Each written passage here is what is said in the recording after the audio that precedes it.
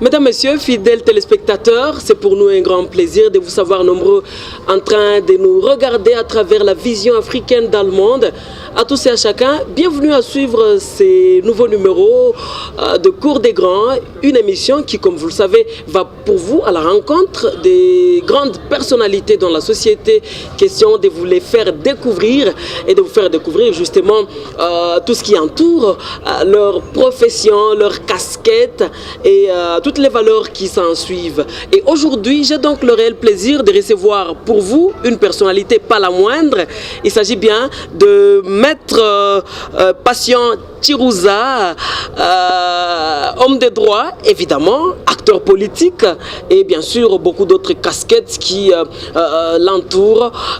Toutes les questions tournant autour des enjeux politiques ainsi que des préparatifs des élections en République démocratique du Congo telles que prévues en 2023 seront donc décryptées tout à l'heure par notre invité Maître Patient Chirouza à qui nous disons bonjour. Bonjour messieurs les journalistes. Vous allez bien Maître? Oui, oui, ça va. La santé? Pas de panique.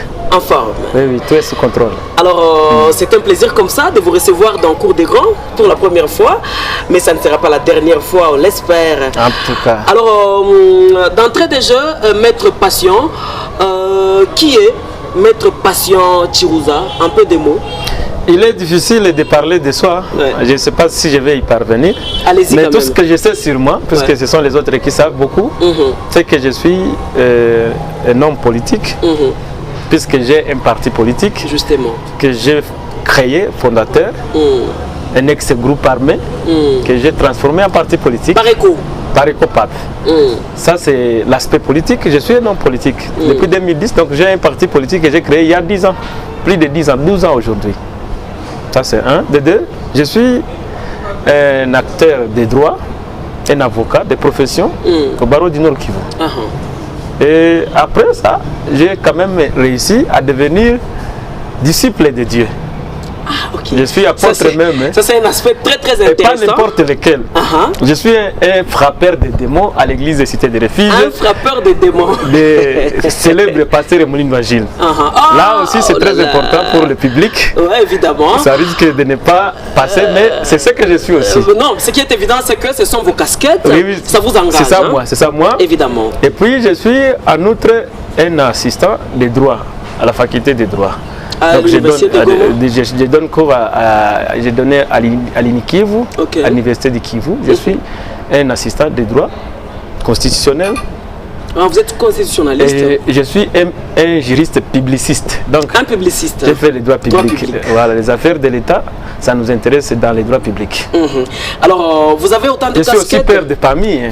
Père de famille, marié, c'est tout aussi. Père des enfants. Marié à une seule femme. À une seule femme, si ce n'est pas un secret. Comme tout évêque. Puisque je suis prétendant évêque aussi. Mesdames, Messieurs, fidèles téléspectateurs, comprenez donc les différentes casquettes que porte notre invité aujourd'hui. Vous aurez donc le temps de le découvrir et de découvrir toutes les questions qui tournent autour de ces casquettes qu'il a élucidées de sa bouche. Déjà, comment vous faites pour cumuler toutes les casquettes, père de famille, juriste, homme politique et toutes les autres casquettes? Comme toute personne, tout homme est dynamique. Donc on peut être quelqu'un aujourd'hui, demain on est quelqu'un d'autre. C'est le changement. Donc c'est l'ordre naturel des choses. Et tout individu est appelé, à moins qu'il soit idiot, de changer. Donc si vous n'êtes pas idiot, vous êtes obligé de changer. Donc au début j'étais célibataire, après je suis marié. Père de famille. Père de famille, donc c'est une succession d'événements. Avant d'être à la Cité des Refuges comme disciple, j'étais déjà vice-président national de Pareco Pape en 2010. Mais aussi avant d'être vice-président de Pareco Pape fondateur, j'étais déjà avocat en 2008. Donc l'avocature, c'est pratiquement le maître de casquette. Oui, donc la profession là où je suis plus connu, c'est en politique et en droit. Alors, mais les droits précèdent la politique. Évidemment. Quels sont les bons souvenirs que vous gardez avant, bien sûr, d'amorcer le vif de notre sujet? Quels sont les bons souvenirs que vous gardez à partir de chaque casquette, c'est-à-dire en tant que père de famille, quel bon souvenir, en tant qu'homme politique, quel bon souvenir, en tant qu'avocat, quel bon souvenir, et ainsi de suite? En tout cas, en tant qu'avocat, puisque c'est ce qui précède, des souvenirs sont grandiloquentes. Puisque je pense qu'il n'y a pas de plus grand plaisir à un avocat que de porter les problèmes de quelqu'un d'autre et de les traduire et de les changer. Puisqu'il nous arrive de recevoir les gens qui veulent se suicider à cause des problèmes de la vie, à cause des voisins ou bien des maris. Évidemment. Et là, quand nous, on les rencontre en tant que professionnels, nous avons l'obligation de répondre à leurs desiderata. Malheureusement, nous n'avons pas l'obligation des résultats, mais nous avons l'obligation des moyens. Nous faisons tout ce qu'il y a à notre pouvoir pour essayer d'aider les gens en difficulté, moyennant paiement. Donc, paiement. Voilà, c'est ça l'avocature. Donc, ce n'est pas gratuitement. Alors, quand nous avons déjà un client qui nous a payé et que son dossier se termine positivement. Souvent, les dossiers à l'amiable, c'est plus mieux, même si vous gagnez, et qu'il a satisfaction à son problème, vous montez. Donc, les souvenirs sont légion. Quand vous gagnez un dossier, même quand vous perdez aussi, il y a de l'expérience que vous acquérez. Et en tant qu'homme politique, quels sont les bons souvenirs? Les bons souvenirs, c'est quand j'étais aux concertations nationales à Kinshasa en 2013, au compte de mon parti, par ECOPAP, j'avais représenté. Il y avait des problèmes sérieux dans ce pays. Les souvenirs que j'ai, c'est que votre voix avait été entendue. J'avais des recommandations que j'ai lues dans les discours du chef de l'État. Ce sont des bons souvenirs. Ce qui veut dire que parmi les recommandations que vous avez pu formuler, j'ai vu le président lire ça à la télé. Vous avez obtenu gain de cause? Oui, j'ai vu le président lire ça à la télé par rapport aux problèmes du pays.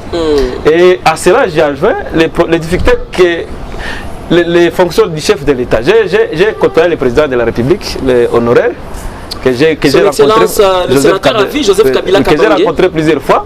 Au début, je le considérais comme tout le monde l'appelait petit. Kabila, les jeunes. Mais quand je l'ai vu une fois, deux fois, trois fois, quatre fois, je l'ai rencontré, j'ai trouvé qu'il avait des responsabilités énormes. C'était un grand homme dans un petit corps. Il avait des responsabilités énormes. Donc, il n'est pas tout ce que j'ai retenu et comme souvenir, en le rencontrant, j'ai rencontré qu'il n'est pas facile pour un président congolais comme responsabilité. De maîtriser la gestion. Donc, le président congolais, c'est un président à problème, entre guillemets. Pas n'importe quel président. Donc, il y a des présidents dans le monde, mais quand vous êtes président de la République démocratique du Congo, vous n'êtes pas n'importe qui. Voilà, mesdames, messieurs, fidèles téléspectateurs, on rappelle que c'est Cours des Grands et aujourd'hui, nous allons pour vous à la rencontre de Maître Patient Chirouza. Lufungulu. Lufungulu, voilà. J'ajoute. Avocat, père de famille, homme de Dieu aussi, et bien sûr, homme politique. Vous n'avez pas fini les bons souvenirs par rapport à d'autres casquettes que vous avez par rapport à la famille, là, il n'y a pas de plus plaisir que peut avoir un homme que d'être à côté d'une femme, d'une bonne femme aussi. Et des enfants, avoir des enfants qui vous ressemblent. Donc c'est déjà une perpétuité de l'œuvre divine.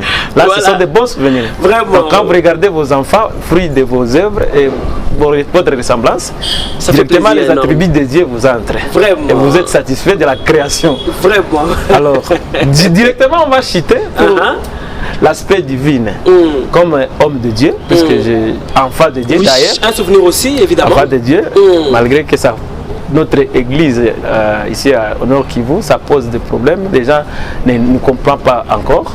Mais je suis arrivé à la cité de refuge, je n'étais pas ce que je suis. Vous étiez célibataire? Vous comprenez que j'étais avocat au début, puis vice-président national d'un parti politique. Mais les événements de la vie et les alliés partout où je suis passé, je me suis retrouvé dans mon village natal, à Katana, pendant 3 ans. Ah, vous êtes natif de Katana? Oui, après Katana, c'est dans la province du Sud Kivu, non loin de l'aéroport de Kavumu. Alors, après les concertations nationales, je me suis retrouvé au village pendant 3 ans, abandonnant cabinet, bureau politique. Pourquoi? Parce qu'il y avait des problèmes, j'étais devenu... Puisque c'est ça aussi moi, je n'ai pas peur de le dire, j'étais devenu un homme à abattre. Je me suis adonné à l'alcool. Je suis devenu alcoolique. Et ça a perdu toutes mes facultés. Je ne sais pas ce qui s'est passé dans le monde des grands où je venais, de sortir du palais du peuple, du palais de la nation, pour se retrouver au village natal. Pendant 3 ans, c'était trop. Trop en tout cas. Ne plaidant plus. Avocat. Je reste au village. N'exerçant plus la carrière politique. Je prends la bière locale avec les Kassiksi. Avec les amis là du village. C'est les Kassiksi déjà. Comme tant d'autres villages. Un homme, pendant que les amis, les confrères, ils pensaient que j'étais peut-être allé plus loin, j'étais devenu ministre. Mais j'étais quand même au village. Et ça vous a appris quelque chose de cet échec de la vie, vous avez appris... C'était des gringolades, puisque j'avais beaucoup de gringolades, évidemment. J'avais beaucoup de gringolés, parce qu'au niveau trop bas, je ne comprenais pas qu'est-ce que ça signifiait. Mais c'est grâce maintenant à ces messieurs contestés, Gilles Molino, le pasteur Jules, que j'étais même conseiller à la PSP quand il était arrêté pour soi-disant viol, j'étais son conseil en 2011. C'est maintenant plus tard en 2016 que je vais suivre sa voix à la radio.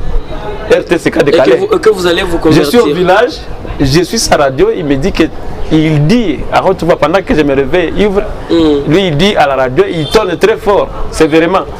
Tout c'est lui qui l'a c'était ça en Swahili. Tout celui qui prend la bière, c'est un connard. Alors ce jour-là, j'étais connard. Un canard boiteux. C'est un connard, c'est un dingue. Vraiment. Alors moi, je me réveille, comment ce monsieur peut dire? Moi, je le connais. Comment est-ce que ce verset existe? Il dit Osée 4:11. Quand je lis ma Bible, je me trouve qu'il y a ce verset-là. Et vous étiez dit, vous étiez aussi dans ça. Oui, cette parole m'a beaucoup convaincu. C'était un débat contradictoire entre moi et cette assertion que je pensais fausse. Tout mais celui plus qui tard, vous avez alors quand j'ai fait un combat scientifique, c'est une assertion. Est-ce que c'est vrai? D'abord, je ne sais pas si c'est un verset biblique. D'abord, quand j'ai lu dans la Bible, c'était un verset biblique.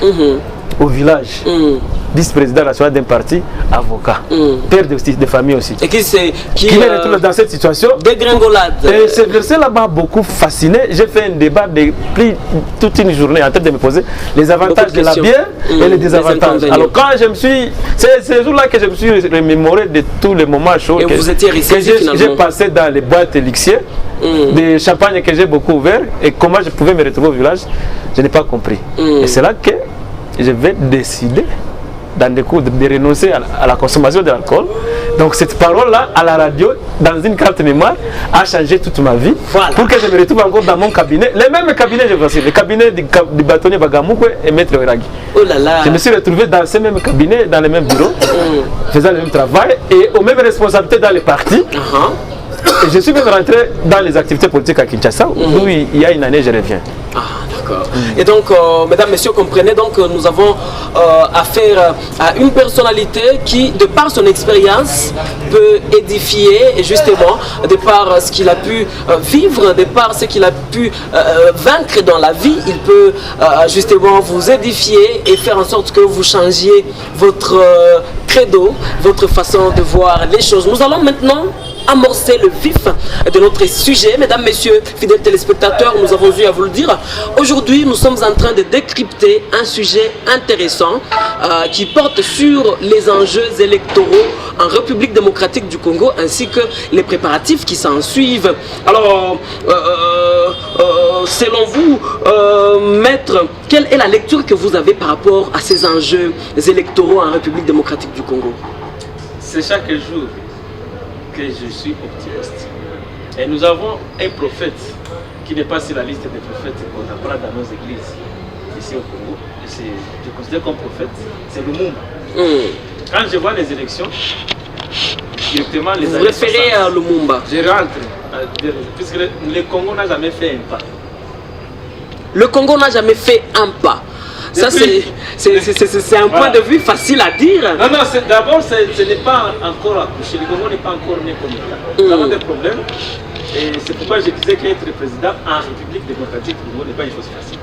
Quand vous lisez les péripéties et les efforts consentis, père de l'indépendance, en l'occurrence c'est Lumumba, Patrice, ce qu'il a fait et comment il a été traité et comment il est décédé, vous allez accepter avec moi, ça risque d'être contredit. Il y a des personnalités qu'on doit féliciter pour avoir survécu pendant même 18 ans comme l'a fait le sénateur à vie. Pendant 18 ans, c'est pas facile. Joseph Kabila Kabonge. Parce que cette élite-là qui a emporté le premier ministre congolais a emporté son père biologique, Kabila. Lui, il a survécu pendant 18 ans à ces mêmes problèmes. Puisque ces problèmes-là perdurent, compte tenu de l'immensité, des richesses et des enjeux qu'il y a dans ce pays. Alors, je félicite aussi le nouveau président, puisqu'il est un acteur majeur. Félix Antoine Tshisekedi. L'alternance, ce n'est pas une chose facile. Donc, obtenir l'alternance dans les pays comme la RDC, ce n'est pas vraiment une chose facile et ce n'est pas la volonté des autres. Vraiment, ça doit être la volonté de Joseph Kabila et de Félix Tshisekedi. Évidemment. C'est eux qui, même contre tous les autres opposants là, ces gens-là ont aussi quand même donné une nouveauté qu'on appelle alternance.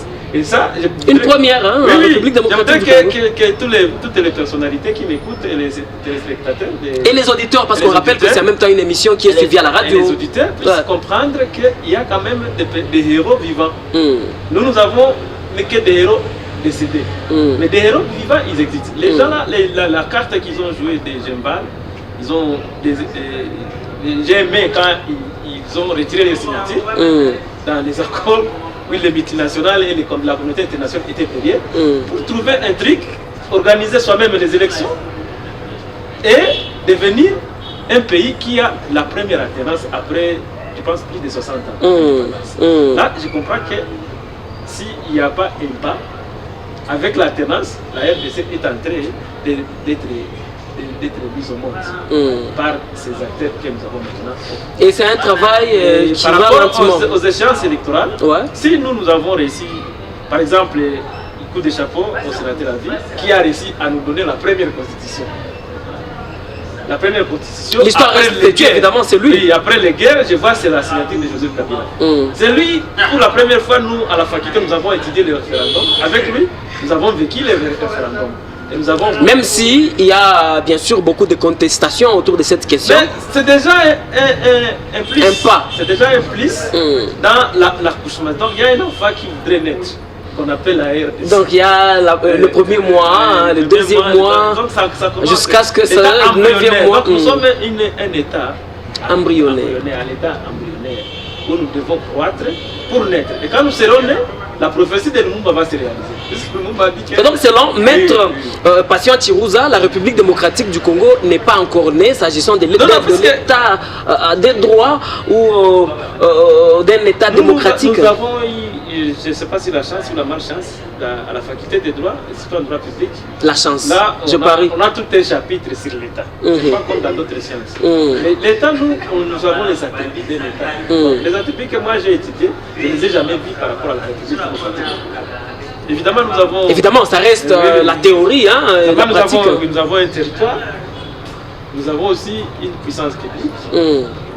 Nous avons l'armée. C'est ça l'armée, la police et les services de renseignement. Nous avons aussi les institutions, les leaders que nous méritons. Les leaders que nous méritons. Et jusque-là, ils ne contrôlent pas ce qu'on appelle la République démocratique. C'est-à-dire? Ils ne contrôlent pas, c'est pas facile de maîtriser la RDC. Vous savez, dans les temps immémoriaux, même à l'époque des royaumes, lorsqu'il y avait la paix à l'est, à l'ouest, ça chauffait.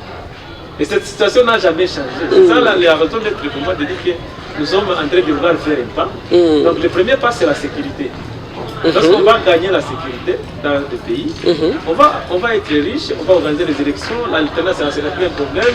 Chacun devra faire vaquer à ses occupations. Vous allez avoir l'accès aux champs, vous allez avoir l'accès aux mines, si vous êtes congolais et que vous connaissez la minerai, et le pays va être épargné. Et c'est ce travail-là que chaque jour, nous tous nous devons faire. Mais autour de nous, il y a les gens qui ont envie d'un pays comme le nôtre. Vraiment. Mais qui ne l'ont pas, malheureusement. Mais ils sont toujours ici. C'est pas pour rien que vous pouvez trouver facilement les gens qui créent des ONG, par exemple, les gens qui créent des missions même des Nations Unies, les gens qui viennent ici officiellement pour des activités caritatives, mais en réalité, ils veulent vivre au bord du lac Kivu. C'est eux qui occupent les immeubles autour au bord du lac Kivu. Il y a une température. D'abord, sur le plan climatique. C'est vivable, vraiment. Sur le plan climatique, nous sommes un réserve mondiale. Mais à qui doit appartenir ce paradis? C'est aux Congolais. L'humanité n'est pas d'accord que ça doit être comme ça. Et c'est là le couac. Si vous lisez dans l'activité de Léopold II au Congo, les pays, dans l'époque de l'EIC, l'État indépendant du Congo, la RDC c'était une zone net, une zone commerciale, échange international. Le commerce est triangulaire par rapport à l'esclavagisme. Évidemment. Le Congo, même pour la Deuxième Guerre mondiale, le Congo a joué un grand rôle par rapport au numérique.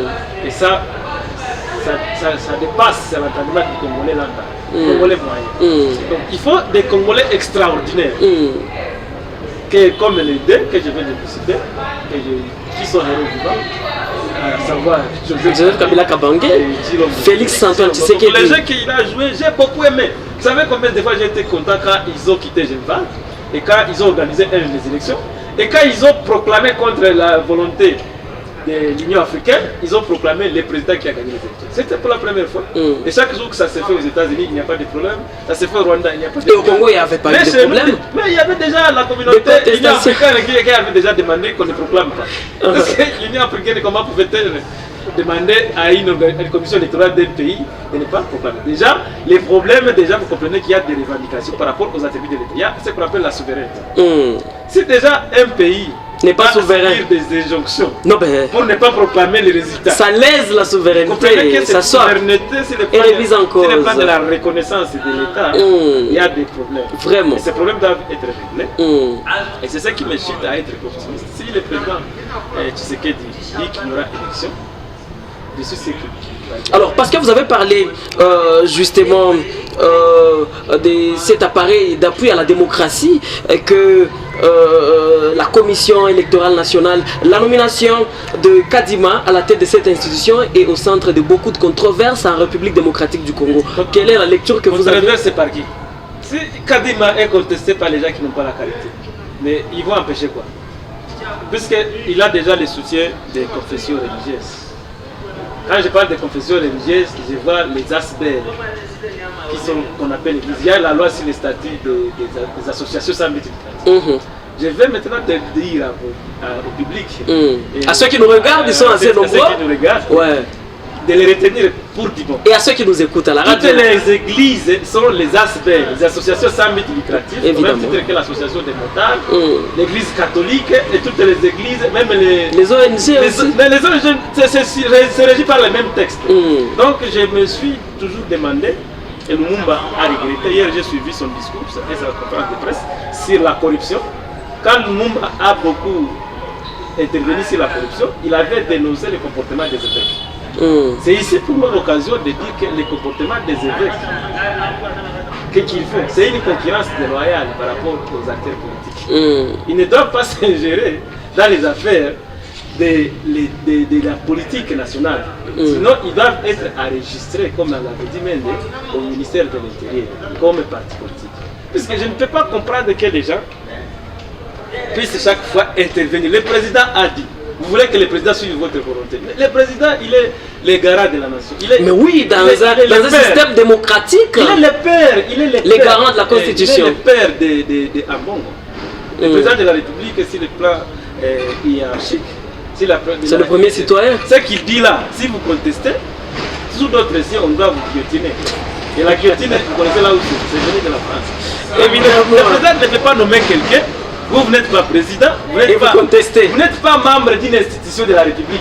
Parce que l'église, ce n'est pas une institution de la République, c'est une aspect. Mais nous avons les institutions dans la Constitution. Évidemment. Si vous lisez, vous n'allez pas trouver une institution qui s'appelle SENCO. Non. Mais cette histoire qu'on appelle SENCO dans notre pays, c'est une méga structure politique. Où ils influencent les... Ça peut être assimilable à un groupe de pression, n'est-ce pas? Non, non, les groupes de pression, ils font pour les intérêts généraux. Mais évidemment, ce que fait la SENCO, c'est aussi pour les intérêts. C'est pour que la SENCO puisse placer quelqu'un de enfants, ses propres partisans, au niveau de cette institution de la République. Mais la SENCO a des objectifs dans les statuts qui le régissent. C'est l'évangélisation. Mais comment dans l'évangélisation, vous pouvez commencer à contester les dirigeants des institutions régulièrement nommés par les autorités compétentes? Là, vous comprenez que ça devient ce que nous appelons, quand on va arriver sur la cité de refuge, la sorcellerie. On est en train d'ensorceler tout un peuple. Puisque nous, on a besoin, bientôt 2023, il y avait des problèmes, il n'y avait pas les dirigeants. Les dirigeants sont là, vous les contestez. Mais si on conteste les dirigeants, ils veulent commettre les dirigeants là-bas et la CENI a un budget. Lorsqu'il y a un militant d'une église qui chapeaute cette église, décision. Donc ils peuvent caser les gens là-bas. Et c'est ça les enjeux. Mais sur le plan des intérêts supérieurs de la nation, que garantit le président de la République, c'est zéro. C'est zéro. Et c'est pour cette raison que moi, je n'ai pas dit au début que j'ai adhéré à une association qu'on appelle Association à défendre. Association des démocrates fascistes. Moi je suis membre au niveau des membres du Conseil d'État au niveau de la première. On doit soutenir donc si le président Joseph Kabila, le sénateur a remis officiellement les pouvoirs à Félix Antoine Tshisekedi. Si vous êtes malade, si lui qui était président pendant 18 ans a décidé de remettre officiellement les pouvoirs. Vous qui n'avez jamais été président. Vous n'avez jamais été président même d'une famille. Surtout pour ces gens-là qui ne sont pas mariés. Vous commencez à embrouiller tous ces responsables de plus de 80 000 Congolais. Vraiment. Là, nous pensons que c'est le peuple qui tolère ça. Mais sous d'autres cieux, on devrait faire maintenant une marche contraire à ce qui organise la marche. Voilà, mesdames, messieurs, fidèles téléspectateurs, vous sentez que je me retrouve en face d'un interlocuteur qui a la fougue, on le sent, il défend valablement l'opinion qui est la sienne, évidemment, c'est même ça l'exercice démocratique, que chacun arrive à exprimer valablement son opinion, et que la personne défende l'opinion qui est la sienne. Alors, maître Patient, est-ce qu'on peut dire aujourd'hui que les scrutins envisagés en République démocratique du Congo sera libre dès lors que, entre guillemets, il y a une opinion qui estime que la sphère électorale est squattée par le régime en place? Comment ils peuvent être prophètes du malheur? Nous, on vient, à peine on nomme quelqu'un, vous commencez à voir la fraude. Ça va rentrer toujours dans le domaine de la sorcellerie et de la métaphysique. Mais c'est à peine qu'on vient de me nommer quelqu'un, je ne sais pas s'il a déjà fait la première réunion. C'est d'abord les bureaux. Il y a des membres qui ne sont pas encore désignés. Évidemment. Mais pourquoi vous allez créer la fraude? Comment on peut préparer toute l'opinion et tous les chrétiens à commencer à préparer des contestations pour une fraude qui va être organisée par une commission qui n'est pas encore complète? Vous imaginez l'intérêt pour les responsables d'alerter. C'est opaque. Mais attendez le moment venu à enregistrer les éléments. Non, mais la prévoyance, la prévoyance exige aussi que l'on fasse la lecture et qu'on analyse et qu'on en arrive peut-être à des résultats tels que, avec telle personnalité, avec tels enjeux, ça peut aboutir à ça. Vous savez là où les bas blessent, ce sont les mêmes personnalités qui disaient au sénateur à vie, quand il était en fonction, qu'il a un gouvernement de médiocre. Et aujourd'hui, ils se sont convertis. Ils disent aussi qu'il y a opacité dans la désignation de la CENI. Ils veulent même donner des leçons au président de la République sur la personne qui doit désigner comme membre de la CENI. Alors, ce genre de personnalité, tout ce que je peux faire, c'est d'inviter à nos compatriotes de ne plus jamais suivre des discours pareils. Ils doivent aussi être clairs. Quand vous avez votre charte par rapport à la CENI, il y a les confessions religieuses qui doivent désigner un candidat. Et ils ont fait ça. Mais il paraît que dans leur charte, moi je ne suis pas membre, puisque mon église n'est pas membre de ces histoires-là, qu'on appelle les confessions religieuses. Nous ne sommes pas membres. Mais quand déjà, ils décident dans leur charte que les candidats de la CENI doivent être désignés par consensus.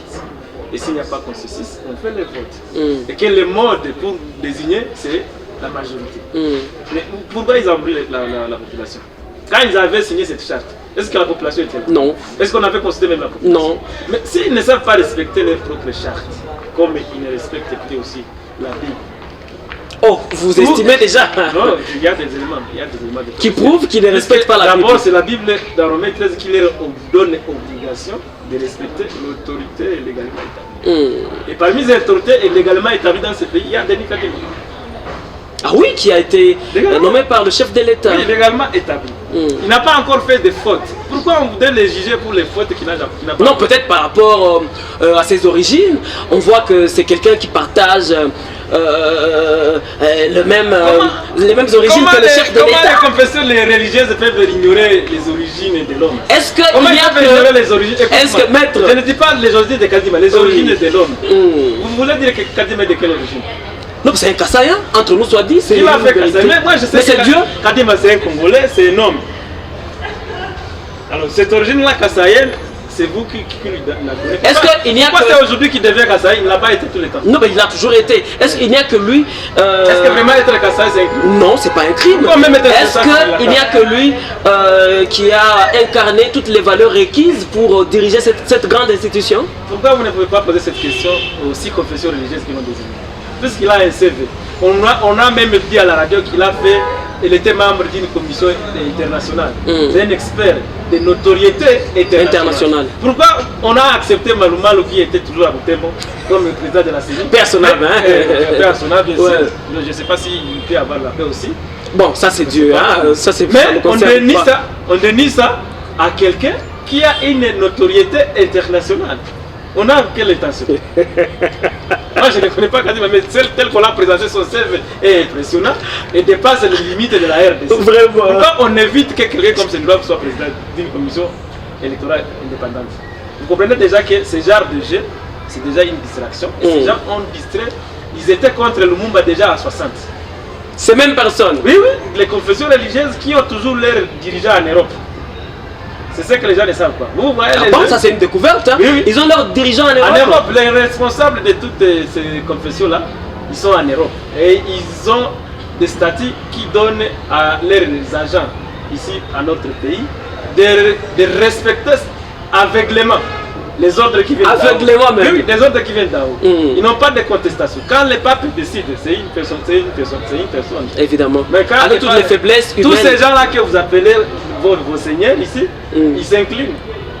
Alors les gens à partir d'un bureau à Rome, il dit une chose, tous ces gens-là, ils s'inclinent. Ils ne peuvent même pas contester. Et je vous informe, il fallait que cela soit aussi connu, que dans les statuts, c'est ce monsieur-là qui est à Rome, qui désigne par son acte ce que vous appelez évêque ici chez nous.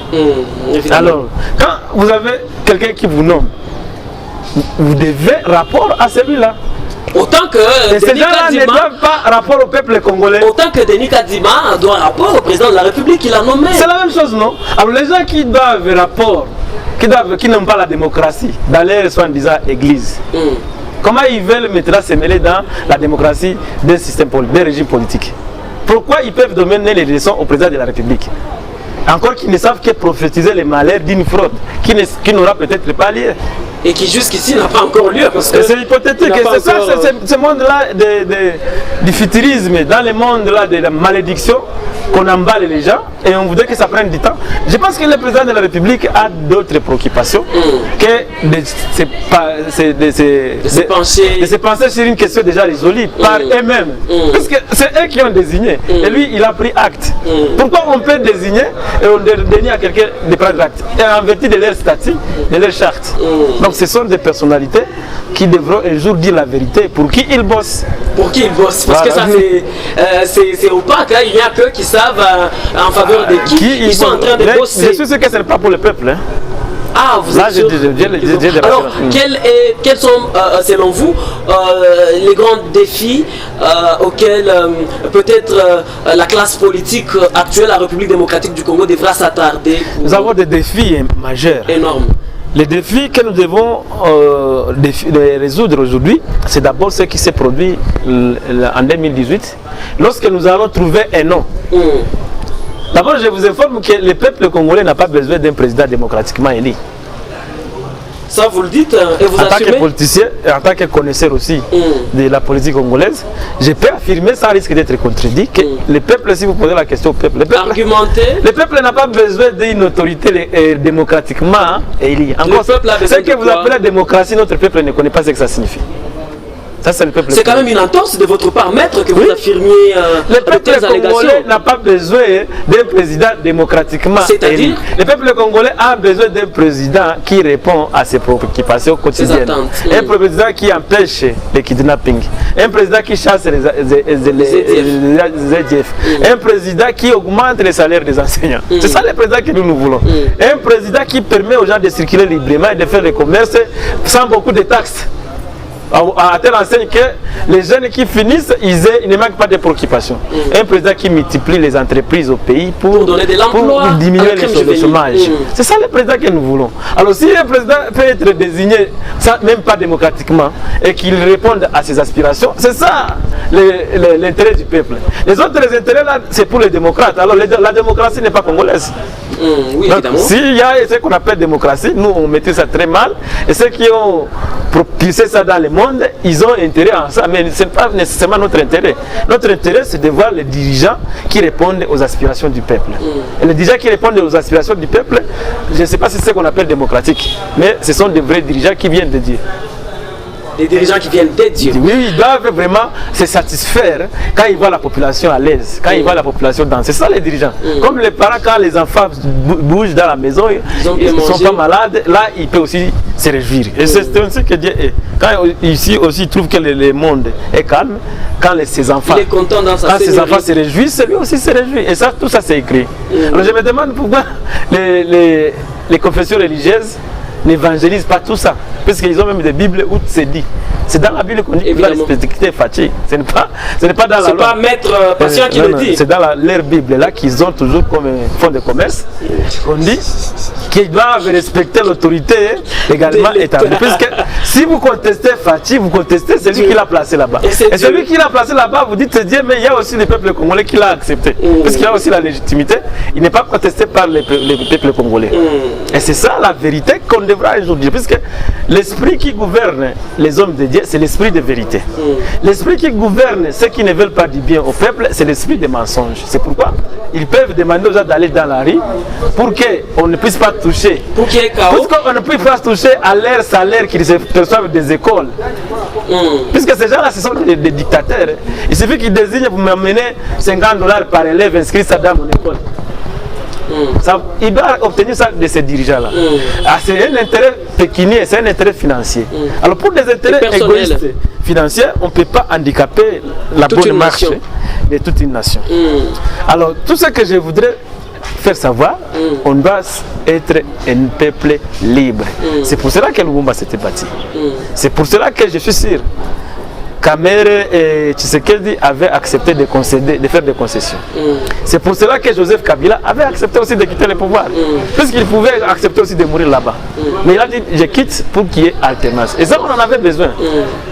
Et je pense qu'on ne peut pas gâcher tout ça, puisqu'il y a des aventuriers depuis la nuit des temps. Je m'excuse le terme, puisque c'est de l'aventure aussi. Évidemment, la vie c'est tout les gens qui se sont... Moi, quand je me promène, vous savez pas, je viens de Calais. Je suis passé par le Bukavu. Les gens qui ont des concessions, 40% de la concession de la RDC c'est occupé par les confessions religieuses. Alors quand vous êtes déjà des opérateurs économiques, il y en a même qui ont des hôtels dans la ville ici, qu'on appelle ces centres d'accueil. Mais ce sont des hôtels qui font amasser des richesses. Mais ce sont des commerçants. Que le peuple ne les confond pas, ce sont des commerçants et qui ne nous mentent pas. S'ils défendent les intérêts commerciaux de leurs hôtels, qu'ils ne viennent pas parler au nom de la population. Qu'ils parlent au nom de leurs intérêts à leurs dirigeants qui leur font des ordres de construire des hôtels. Et c'est très différent des intérêts de la population qui a besoin de marcher comme il marchait partout. On pouvait aller à Massis, à Walikale à pied dans les temps. La population voudrait qu'il y ait des routes.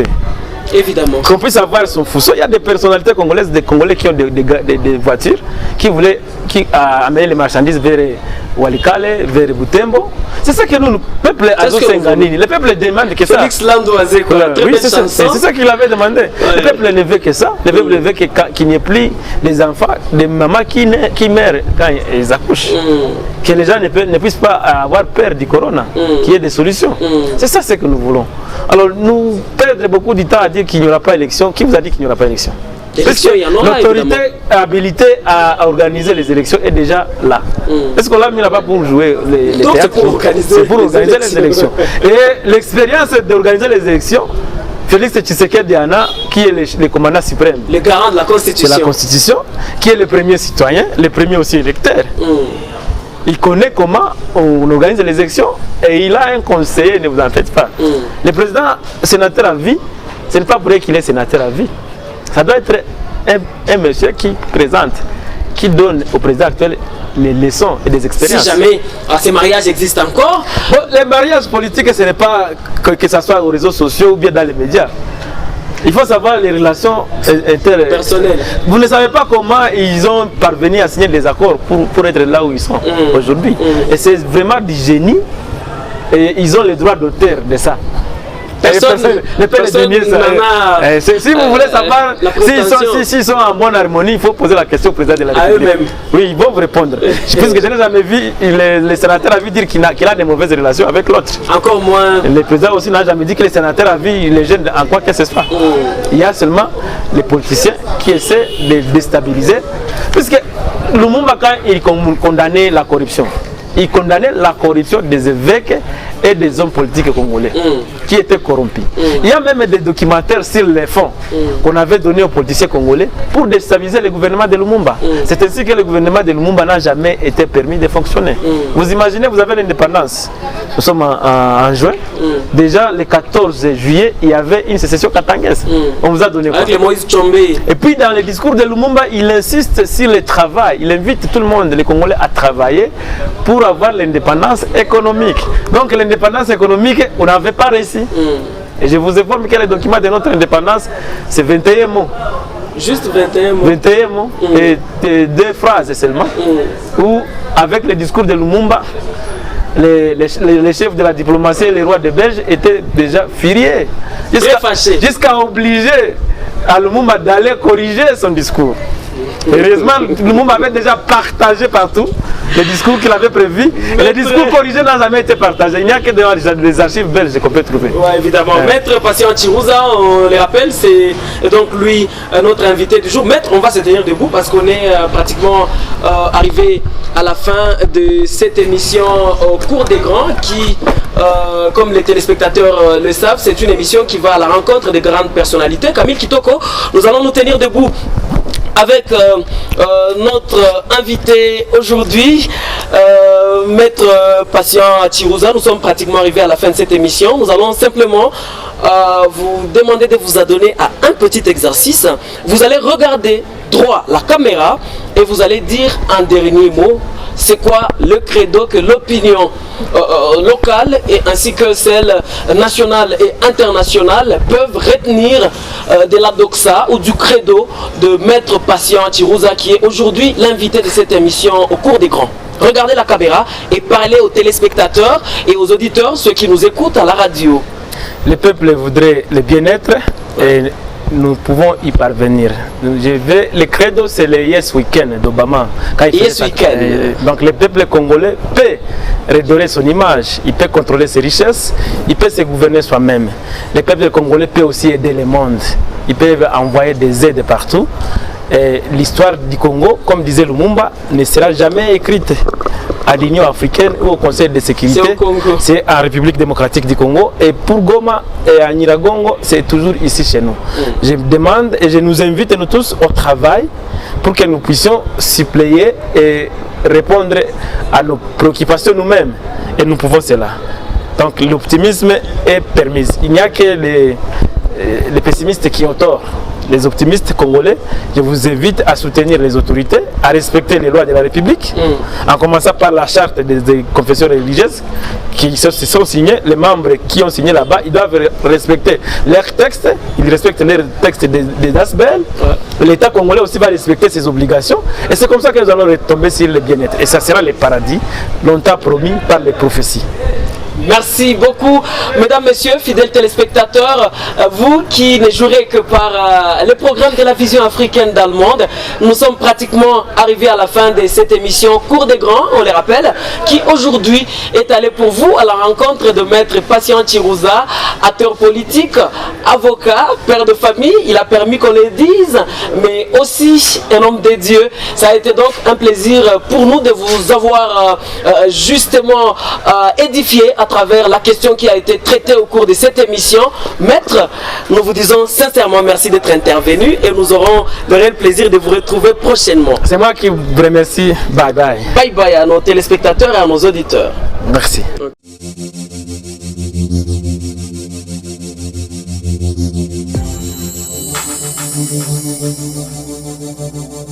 Okay.